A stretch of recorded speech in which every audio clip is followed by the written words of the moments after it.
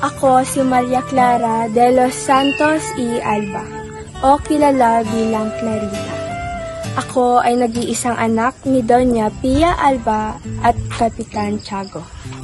Ako ay simpleng Pilipino na umiibig kay Crisostomo Ibarra, aking kasintahang may malasakit sa bayan. Babalik si Ibarra sa Pilipinas?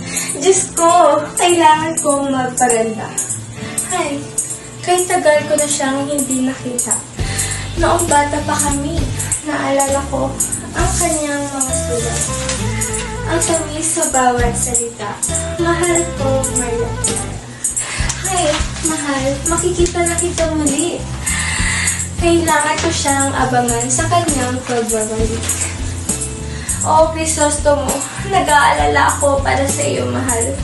Lalo na nung maging ex-komunikado ka.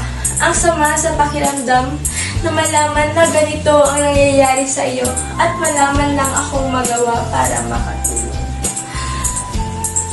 Nakala kong maayos at mabuti na ang lahat.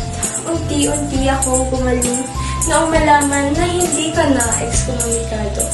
Akala ko makakapiling na kita muli.